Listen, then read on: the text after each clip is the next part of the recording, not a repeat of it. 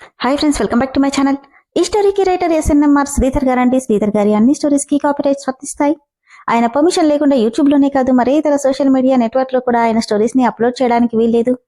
దయచేసి అలా చేయకండి ఫ్రెండ్స్. అలా చేస్తే లీగల్ గా చాలా ప్రాబ్లమ్స్ ఫేస్ చేయాల్సి వస్తుంది. అలానే ఈ స్టోరీస్ చదువుతున్న వాళ్ళైనా వింటున్న వాళ్ళైనా మీరు మరే ఛానల్లోనైనా శ్రీధర్ గారి స్టోరీస్ ని చూసినట్లయితే వెంటనే నాకు కామెంట్ బాక్స్ లో మెసేజ్ చేయండి. ఇది పూర్తిగా రైటర్ శ్రీధర్ గారి ఛానల్ అండి. కేవలం ఆయన స్టోరీస్ మాత్రమే ఇందులో ఉంటాయి. కానీ కొంతమంది పేర్లు మార్చి వేరే ఛానల్స్లో ఆయన స్టోరీస్ని అప్లోడ్ చేస్తున్నారు. మీరు అలా చూసినట్లయితే నాకు మెసేజ్ చేయండి. ఇక లేట్ చేయకుండా వీడియోలోకి వెళ్ళిపోదాం ఫ్రెండ్స్. ఎస్ఎన్ఎంఆర్ శ్రీధర్ గారు రాసినటువంటి మనోభిరాముడు 106వ భాగం. రోజు తన గుండెల మీద పడుకుని అలవాటైపోవడంతో కనీసం కళ్ళు కూడా మూతలు పడటం లేదు మనోకి.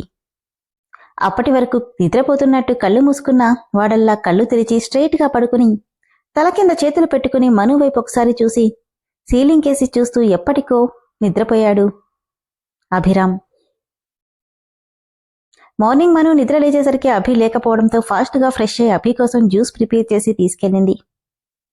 తను వెళ్ళేసరికి బావా నేను నిలబడతాను, పుషప్స్ చెయ్యి. వద్దు. ఎందుకు బావా, ప్లీజ్ అని అలవాటుగా భుజం మీద చేయి వేయగానే విసుగ్గా తన చేతిని తీసేస్తూ యశు ప్లీజ్, ఈరోజు నుండి నాకు కొంచెం దూరంగా ఉండు అన్నాడు. దూరంగా అంటే నాతో కొంచెం మాటలు తగ్గించమని. కాని ఎందుకు బావా? డోర్ దగ్గర మను కనిపించేసరికి తనని చూస్తూ ఎందుకంటే ఒక్కోసారి మన కళ్ళే మనల్ని మోసం చేస్తాయి. అది అందరికీ అర్థం కాదు. నువ్వు చెప్పింది నాకు అర్థం కాలేదు బావా. ఆమె చెంపల మీద తడుముతూ నా వరకు నువ్వెప్పుడూ చిన్నపిల్లవే. కాని అందరూ అలా అనుకోరు. ఒక్కోసారి మన గురించి పూర్తిగా తెలిసిన వాళ్లే తప్పుగా అనుకుంటారు. ఆ ఛాన్స్ మనం ఇవ్వకపోవడమే మంచిది. అందుకే చెప్తున్నా, నాతో ఇంతకు ముందులా కాకుండా ముందు చదువు మీద కాన్సంట్రేట్ చేయి అని చెప్పి ఎదురుగా ఉన్న మనుని క్రాస్ చేసుకుని వెళ్ళిపోయాడు అభి. అక్క, బావేం మాట్లాడాడో నీకేమైనా అర్థమైందా? ఏంటలా ఉన్నావు? మీ ఇద్దరికి ఏమైనా గొడవైందా అక్క? అదేం లేదులే, ఆయన ఈ వర్క్ ప్రెషర్లో ఉన్నారు అంతే అని చెప్పి వెళ్ళిపోయింది మను. అవును, నా రాకుమారుడు ఇంకా లేవలేదా అనుకుంటూ రామ్ రూంలోకెళ్ళింది యశు. అభిమనుల మధ్య చిచ్చు పెట్టాలన్న ఆనందంలో ఆదమరిచి నిద్రపోతున్నాడు రామ్. మెల్లిగా తన రూంలోకొచ్చిన యశు అయ్యో, నా రాకుమారుడికి డిసిప్లైన్ తగ్గిపోయింది, ఎలాగైనా కంట్రోల్లో పెట్టాలి అనుకుంటూ వాష్రూంలో నుండి బకెట్ వాటర్ తెచ్చి సారీ రాకుమారా, తప్పడం లేదు అనుకుంటూనే ఆ నీళ్లన్నీ ఒక్కసారిగా రామ్ మీద పోసేసింది. ఆ అంటూ చలికి వణికిపోతూ లేచి కూర్చున్నాడు రామ్. గుడ్ మార్నింగ్ బావా అంటూ ఎదురుగా యశు కనపడగానే ఒసే తింగరితానా, ఏంటిది? టైం అవుతుంది, ఇంకా నిద్రపోతున్నావు, అందుకే లేపాను బావా. ఇలా లేపుతారా ఎవరైనా? నువ్వేదో సాధించానన్న ఆనందంలో అసలు లేచేలా లేవు బావా, అందుకే ఇలా గుడ్ మార్నింగ్ చెప్పా. బాగుందా? బాగుండడం కాదే, నీ సంగతి చెప్తానుండు అంటూ తనని పట్టుకోవడానికి వెంటపడితే అమ్మో అనుకుంటూ అక్కడి నుండి పరిగెట్టింది యశు. యశు ఆగు, నీకెన్నిసార్లు చెప్పాను నా జోలికి రావద్దని. వద్దు బావా, నాకు భయంగా ఉంది ప్లీజ్. నీకు భయమేంటే, నన్ను టార్చర్ పెట్టడానికి ఇక్కడికొచ్చినట్టున్నావు. నిన్నీ రోజు వదిలిపెట్టను అంటూ తనని పట్టుకోవడానికి ఇల్లంతా తిరుగుతుంటే అమ్మమ్మ, అత్తయ్య, బావ నన్ను చంపేస్తున్నాడు అంటూ గట్టిగా కేకలు పెడుతుంది యశు. ఎవ్వరు చెప్పినా ఈరోజు నిన్ను వదిలేదే లేదు. ప్లీజ్ బావా, ఈ ఒక్కసారికి వదిలేయి, ఇంకెప్పుడు ఇలా చేయను. ఇంతలో గాయత్రి రావడంతో అతయ్య ప్లీజ్ సేవ్ మీ అంటూ ఆవిడ వెనక దాక్కుంది యశు. రామ్, ఏంటిది, ఏమైంది? చూడు మమ్మీ ఎలా చేసిందో. యశు, ఏంటమ్మా ఇది? టైం అవుతుంది అత్తయ్య, ఎంతకీ లేవలేదు బావా. అందుకని ఇలా నీళ్లు పోస్తారా ఎవరైనా? ఇంతసేపు పడుకోవడం బ్యాడ్ హ్యాబిట్ బావా. పెద్ద బావ చూడు ఎంత ఎర్లీగా లేచి నిజం చేస్తాడో. అదంతా నీకెందుకే, అసలు నిన్ను అని కోపంగా ఏదో అనబోతుంటే గాయత్రి సీరియస్గా రామ్, తను చెప్పింది నిజమే. ఈ మధ్య నీ షెడ్యూల్ మారిపోయింది. టైంకి జరగాల్సిన వర్క్స్ ఏవీ జరగట్లేదు. మా ఏంటి మా నువ్వు కూడా? It's true Ram, time already 9 అవుతుంది, ఇంతవరకు నిద్రేంటి? అసలు నీ డిసిప్లైన్ డెడికేషన్ అంతా ఏమైంది అని గాయత్రి అడుగుతుంటే పక్కన ఆలోచనలు ఎక్కువై గంగలో కలిసినట్టుందత్తయ్యా అంది యశు. ఏయ్, నువ్వు కాసేపు నోరు మూసుకో. ఇక చాలు రామ్, వెళ్ళి రెడీ అవ్వు, ఈరోజు మనం సైట్ దగ్గరికి వెళ్ళాలి అని చెప్పి గాయత్రి వెళ్ళిపోతే చిన్నబావా, రేపటి నుండి నేనే స్వయంగా వచ్చి నిన్ను లేపుతాను, సరేనా అక్కర్లేదు, మూసుకుని పో అంటూ సీరియస్గా అక్కడి నుండి వెళ్ళిపోయాడు రామ్. చిన్నబావ కనిపించడు కాని కోపం బాగా ఎక్కువే అనుకుంది యశు. అభితో ఎంతలా మాట్లాడాలని ప్రయత్నించినా ఎన్నిసార్లు క్షమాపణ చెప్పినా అతను కనికరించనే లేదు. కనీసం తన ముఖం కూడా చూడట్లేదు. ప్రతిరోజు లంచ్ పంపడం అలానేది వెనక్కి రావడం జరుగుతుంది. ఒకే గదిలో ఉంటున్న ఇద్దరిలోనూ స్తబ్దత, మౌనం. 4 రోజులుగా ఇదే జరుగుతున్నది. సరిగ్గా 4 రోజుల తర్వాత గాయత్రి అంటూ అరుంధతమ్మ పిలవడంతో ఏంటత్తయ్యా అంటూ ముందుకొచ్చింది. మనకి అభికి ఏదో గొడవలా ఉంది. ఇద్దరూ ఎడమకం పెడమకంలా ఉంటున్నారు. మను మాట్లాడాలని చూసినా వీడసలు తన వైపు కూడా చూడట్లేదే అని అరుంధతమ్మ అంటే, అవునత్తయ్యా, నేను కూడా గమనించాను. కాని అలా చూస్తూ ఉంటే ఎలా? ఒకసారి నువ్వు వాడితో మాట్లాడు. నీ మాటైతే వాడు ఖచ్చితంగా వింటాడు గాయత్రి అని అరుంధతమ్మ అంది. గాయత్రి నవ్వి, భార్యాభర్తల మధ్య ఏదైనా గొడవొస్తే వాళ్లల్లో వాళ్లే పరిష్కరించుకోవాలత్తయ్యా. మూడో మనిషి జోక్యం చేసుకోకూడదు. మను మీద నాకు నమ్మకముంది. 2 నెలలుగా వాడిలో మనం ఊహించని మార్పు తీసుకొచ్చింది. ఇలాంటి చిన్న చిన్న గొడవలు తను చూసుకోగలదు.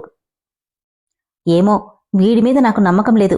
పాప మా పిల్ల వీణ్ణి ఎలా వేగుతుందో ఏంటో అనుకుంటూ అరుంధతమ్మ వెళ్ళిపోతే గాయత్రి ఏదో ఆలోచిస్తూనే మను దగ్గరికి వెళ్ళింది.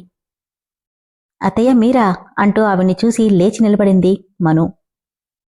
నేనేలే కాని ఏంటమ్మా అలా అన్నావు?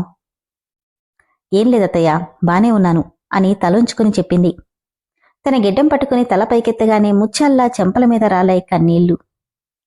ఏంటమ్మా ఇది, చిన్నపిల్లలా? ఏం లేదత్తయ్య. చూడుమను, ప్రతిసారి సహనంతో వెళ్ళడం కరెక్ట్ కాదు. ఒక్కోసారి సహనం కంటే కఠినంగా ఉండడమే బాగా పనికొస్తుంది. కాబట్టి ఎప్పుడూ సైలెంట్గా ఉండడం కాదు, కొంచెం నీ దారి మార్చి ఆలోచించు అని నవ్వుతూ బుగ్గ తట్టి గాయత్రి వెళ్ళిపోతే, అత్తయ్య ఏం చెప్పారు అని ఆలోచిస్తున్న మనుకి ఏదో ఆలోచన తట్టింది. ఆఫీస్కి రెడీ అయి వెళ్లబోతున్న అభికి అడ్డంగా నిలబడింది మను. అభి తప్పుకొని ఒక సైడ్కి వెళ్తే అటు సైడ్కి వెళ్తూ తనకి వెళ్లే దారివ్వట్లేదు. విసుగ్గా, ఏయ్ ఏంటిది, పక్కకి తప్పుకో. అరే శ్రీ అభిరామకృష్ణ గారు, మీరు మాట్లాడుతున్నారా? అడ్డులే, పాపం మీకు 4 రోజులుగా మాటలు రావట్లేదు కదా, పర్వాలేదు, మీ గొంతు బానే పనిచేస్తున్నట్టుంది. విసుగ్గా వెళ్లబోతుంటే అడ్డంగా నిలబడింది మళ్ళీ. ఏం కావాలి నీకు? ఎన్ని రోజులిలా నాతో మాట్లాడకుండా నన్ను బాధ పెడతారు? ఎన్నిసార్లు ఏడుస్తూ మీ సారీ చెప్పినా మీ మనసు కరగట్లేదా? అంత ఈజీగా కరగడానికి నువ్వన్నది మామూలు మాటలు కాదు. అవి నా మనసును ఎప్పుడో విరిచేశాయి. అంత ఈజీగా అది అతుక్కోదు అని చెప్పి అభి వెళ్ళిపోతుంటే తన చేయి పట్టుకుంది. పోనీ నాకేదైనా శిక్ష వేయి, అప్పుడైనా నీ మనసుకి శాంతి దొరుకుతుందేమో. నీకు శిక్ష వేయడానికి నేనెవర్ని? నీకిచ్చిన మాటలో ఆల్రెడీ 2 నెలలు గడిచిపోయాయి. తర్వాత నీ దారి నీది, నా దారి నాది అని చెప్పి చెయ్యి విదిలించుకుని వెళ్ళిపోతుంటే, అంత ఈజీగా వదిలేస్తాననుకోకు అభి, చూస్తూ ఉండు, ఇంకో 2 రోజుల్లో నువ్వే నాతో మాట్లాడేలా చేస్తాను అంటున్న ఆ మాటలు విననట్టే వెళ్ళిపోయాడు అభిరామ్. ఎప్పట్లా లంచ్ బాక్స్ రెడీ చేసి డ్రైవర్కి ఇవ్వకుండా తనే స్వయంగా ఆఫీస్కి బయలుదేరింది మను. కారులో కూర్చొని, ఎన్ని రోజులిలా నాతో మాట్లాడకుండా ఏడిపిస్తావో నేను చూస్తాను అనుకుంటూ ధైర్యంగా కూర్చుంది. కాని ఆఫీస్ ముందు కారు దిగగానే ఎక్కడలేని బెరుకు, చేతుల్లో షివరింగ్, ఒళ్లంతా చెమటలు పట్టడం స్టార్ట్ అయింది. గట్టిగా కళ్ళు మూసుకుని ఓసారి భారంగా శ్వాస తీసుకుని లోపలికి నడిచింది. రిసెప్షన్లో, ఈ అమ్మాయి ఆ రోజు వచ్చిన అమ్మాయి కదా? సార్ కోపంగా తనని మెడపట్టుకుని గెంటేశాడు. మళ్లీ వచ్చిందేంటి అనుకుంటుంటే, మీ సార్ని కలవాలి అంది మను. మీరింతకుముందు కూడా వచ్చారు కదా? అప్పుడు ఆయన చాలా సీరియస్ అయ్యారు. అయితే ఏంటి, ఇప్పుడెక్కడున్నారు చెప్పు అని మను కోపంగా అడిగితే, ఆయన్ని కలవాలంటే అపాయింట్మెంట్ ఉండాలి. నాకవసరం లేదు, ఎందుకంటే నేనాయన భార్యని అనగానే ఆ అమ్మాయి షాక్ అయి, ఏంటి, మీరు మా సార్ వైఫా? ఒకసారి చెప్తే అర్థం కాదా నీకు? ఆయన రూమ్ ఎక్కడా అనగానే, 5వ ఫ్లోర్లో మేడం అనడంతో అటువైపు అడుగులేసింది మను. చేతిలో క్యారేజ్తో నడుస్తున్న మను అడుగులు ఒక్కసారిగా ఆగిపోయాయి. అదే రూమ్, ఆ రోజు ఎలా భయపడి పరుగులు పెట్టిందో అదే రూమ్. దాన్ని చూస్తుంటేనే ఒళ్లంతా చెమట్లు పట్టేస్తున్నాయి. అప్పుడే అటువైపుకొచ్చాడు మూర్తి. అమ్మో, మేడం గారింటి ఇక్కడికొచ్చారు, ముందు ఆవిడ్నిక్కడి నుండి పంపించేయాలి అనుకుంటూ తన ఎదురుగా నిలబడి, మేడం మీరేంటెక్కడా అంటే మధ్యలో బెడ్, చుట్టూ అద్దాలు, సృష్టి కార్యాన్ని ప్రతిబింబించేలా చేసిన పెయింటింగ్స్ అన్నీ గుర్తొస్తున్నాయి మనోకి. మిమ్మల్ని మేడం, సార్ కోసం లంచ్ తీసుకొచ్చారా? నాకివ్వండి, నేనిస్తాను. ఇది వరకు అక్కడ అభి ఎంతమందితో అనుకోగానే ఊపిరి ఆగినట్టుగా అనిపిస్తుంటే గట్టిగా కళ్ళు మూసుకుంది మను. మేడం మేడం అంటున్నా ఎంతకీ పలక్కపోవడంతో ఏంటివిడా పలకట్లేదు, దేవుడా సార్ వచ్చే టైం కూడా అయ్యింది అనుకుంటుండగానే ఇదే టైంకి మీటింగ్ కంప్లీట్ చేసుకుని ఫోన్ మాట్లాడుతూ వస్తున్నాడు అభిరామ్. అన్ఎక్స్పెక్టెడ్గా మనుని అక్కడ చూసిన అభి షాక్ అయితే, సార్, మేడం గారేంటి ఈ టైంలో, అది కూడా ఆ రూమ్ దగ్గర, ఎంత పిలిచినా పలకట్లేదు సార్ అన్నాడు మూర్తి. అప్పుడు తల తిప్పి అభిని చూసింది మను. తన కళ్ళల్లో కనిపిస్తున్న కన్నీళ్లను చూసి ఇక్కడికెందుకొచ్చావు అన్న కోపం కనిపిస్తుంటే, మూర్తి ఇక్కడికెందుకొచ్చిందో కనుక్కొని వెంటనే పంపించేయి అని చెప్పి వెళ్ళిపోయాడు. మూర్తి అని గంభీరంగా పిలిచింది మను. దాంతో వెళ్లేవాడు కాస్త ఆగిపోయాడు అభిరామ్. ఏంటి మేడం? అభినే చూస్తూ ఈ రూమ్ ఎప్పటినుండి లాక్లో ఉంది అని అడిగింది. గుటకలు మింగుతూ, చాలా రోజుల నుండి మేడం. ఇమ్మీడియట్గా ఆ రూమ్ ఓపెన్ చేసి అందులో ఉన్న ప్రతి వస్తువు డిస్పోజ్ చేయండి. ఎంతలా అంటే అక్కడి వస్తువులన్నీ పూర్తిగా కాలిపోయేంతలాగా రూపుమా లేకుండా పోవాలి అని ఆర్డర్ వేసింది మను. షాక్ అయి, కానీ మేడం, ఇది అందరి ముందు కాదు. నువ్వెలా మనుషుల్ని అరేంజ్ చేస్తావో నీ ఇష్టం, కానీ ఇక్కడేం జరుగుతుందో ఆఫీస్లో స్టాఫ్ ఎవరికీ తెలియకూడదు. కరెక్ట్గా నీకు గంటసేపు టైం ఇస్తున్నాను. ఈ టైంలో నేను చెప్పిన పని పూర్తవ్వాలి అని కోపంగా అభినే చూస్తూ చెప్పింది మను. కానీ మేడం సార్ అని మూర్తి నాంచుతుంటే అభి వైపు కోపంగా చూస్తూ, మీ సార్ ఏమీ అనరు, నువ్వు నేను చెప్పిన పని చెయ్యి. భయంగా అభిని చూశాడు మూర్తి. చెప్తుంటే నీకే అర్థం కావట్లేదా? మీ సార్ 6 months వరకు నేనేం చేసినా ఏమీ అనర్లే, చెప్పింది చెయ్యి అని గంభీరంగా అనడంతో, సార్ అంటూ అభివైపు చూశాడు మూర్తి.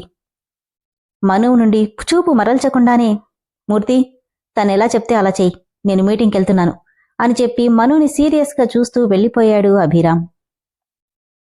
వెళ్తున్న అతని వైపు ఒకసారి తీక్షణంగా చూసి, మూర్తి నేను చెప్పింది ఇమ్మీడియట్గా చెయ్యి, నేనిక్కడే ఉంటాను అంటూ అభి క్యాబిన్ వైపు అడుగేసింది మను.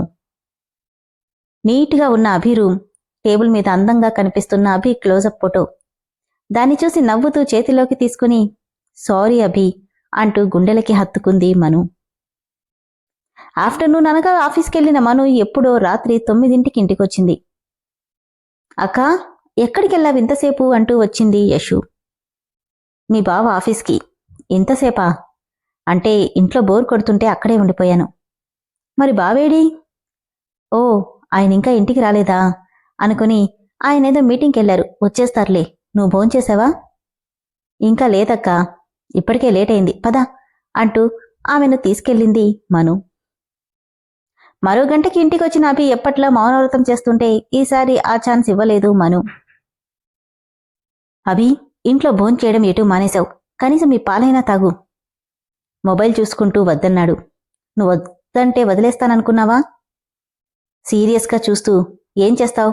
వద్దంటే చిన్నపిల్లలకి పట్టించినట్టు తాగిస్తావా అని అడిగాడు. ఈ ఐడియా ఏదో బాగుంది అభి అంటే, నోరు ముసుకుని వెళ్ళి పడుకో, నీతో మాట్లాడుతుంటేనే నాకు చిరాగ్గా ఉంది అన్నాడు. నాతో మాట్లాడమని నేనేం చెప్పలేదే. Then go away. Just a minute అంటూ తను తెచ్చిన ట్రే పక్కన పెట్టి పాలు ముందు పెట్టింది. పాలు తాగు, వెళ్ళిపోతాను. వద్దని చెప్తే అర్థం కాదా నీకు? నేను కూడా ఒక్కోసారి నీకంటే మొండిదాన్ని అభి అంటూనే తన పక్కనే కూర్చుని తన తల గట్టిగా పట్టుకుని బలవంతంగా పాలు తాగిస్తుంటే, వద్దు, వదులుమను అంటున్నా వదలకుండా గట్టిగా పట్టుకుని తాగిస్తుంది. ఇప్పుడు తాగలేదంటే నేను తచ్చినంత ఒట్టు అనగానే ఒకసారి తన వైపు చూసి వదిలించుకోవడం ఆపేశాడు అభిరామ్. నవ్వుకుని తనని వదలకుండా పాలన్నీ తాగించేసి గుడ్ బాయ్ అనగానే, నిన్ను అంటూ కొట్టడానికి చెయ్యెత్తాడు. ఆ అంటూ గట్టిగా కళ్ళు మూసేసుకుంది. తనని చూసి కొట్టలేక ఛ అంటూ చెయ్యి దించేసి, ఒకసారి చెప్తే బుద్ధుండాలి. నాకు లేదనుకో అభి అంటూనే అభి మూతి చుట్టూ అంటిన పాల నురగని చీరతో తుడుస్తుంటే తల పక్కకి తిప్పేశాడు. గడ్డం పట్టుకుని తన వైపుకు తిప్పుకుని, ఒక్కోసారి నీ కోపం చూస్తుంటే చిన్నపిల్లాడిలా కనిపిస్తావు అభి అంటూ నీట్గా తుడవగానే కానీ నీ మాటలు మాత్రం చిన్నపిల్లలు సైతం అసహించుకునేలా ఉంటాయి అన్నాడు అభి. సారీ చెప్తున్నాను కదా, ఈ ఒక్కసారికి ఎక్స్క్యూజ్ చెయ్యి ప్లీజ్. వెళ్ళు అంటూ వెళ్ళిపోయాడు. తన కాలర్ పట్టుకొని ముందుకు లాక్కొని, నీకు తెలుసా 4 రోజులుగా నేను అసలు నిద్రపోవట్లేదు. నువ్వు జోకొడుతుంటే నిద్రపోవడం అలవాటైపోయింది. అస్సలు నిద్ర పట్టట్లేదు అభి. అది ఒకంతకు మంచిదేలే, లేదంటే నేను అసలే రాక్షసుని కదా. మళ్ళీ నిన్నేం చేస్తానో. మెలకుగా ఉంటే నిన్ను నువ్వు కాపాడుకోవచ్చు అని చెప్పి అభిరామ్ బెడ్కి ఒక చివరగా పడుకున్నాడు. బాధగా అతని వైపే చూస్తూ మరోవైపుకు తిరిగి పడుకుంది మను. నీ మాటలు శూలాల్లా ఉన్నాయి మను, వాటిని మర్చిపోవడం అంత తేలిక కాదు అనుకున్నాడు అభిరామ్. ఆఫీస్కి వచ్చిన అభి తన క్యాబిన్కి వెళ్ళిపోతూ అదే రూమ్ దగ్గర ఆగిపోయాడు. ఎప్పట్లా డోర్ క్లోజ్ చేస్తుండడం చూసి, అవును నిన్న ఇందులో ఉన్నవన్నీ కాల్ చేయమంది కదా అనుకుంటూనే లోపలికి వెళ్లేవాడు. కాస్త ఏదో ఫోన్ రావడంతో అడుగులు వెనక్కి వేసి రైలింగ్కి ఆనుకుని మాట్లాడుతున్నాడు అభిరామ్. సడన్ గా ఫోన్ చెయ్యి జారిపోయి కింద గ్రౌండ్ ఫ్లోర్లో పడిపోయి రూపు లేకుండా అయిపోయింది. అబ్బా ఛ అనుకుంటూ వెనక్కి తిరిగిన అభిరామ్ షాక్ అయి అలానే చూస్తుండిపోయాడు. విన్నారు కదా ఫ్రెండ్స్, స్టోరీ అయితే చాలా బాగుంది కదా. మరి అభిరామ్ వెనక్కి తిరిగి ఎందుకు అంతలా షాక్ అయ్యాడు? మను ఏమైనా చేసిందా? ఏమో, తనేం చేసింది? అభిరామ్ దేన్ని చూసి షాక్ అయ్యాడు అనేది తదుపరి ఎపిసోడ్లో తెలుసుకుందాం. అలానే ఫ్రెండ్స్, స్టోరీ అయితే చాలా బాగుంది కదా. స్టోరీ నచ్చిన వాళ్ళు దయచేసి ఇమీడియట్గా మెంబర్షిప్లో జాయిన్ అవ్వండి. Thank you.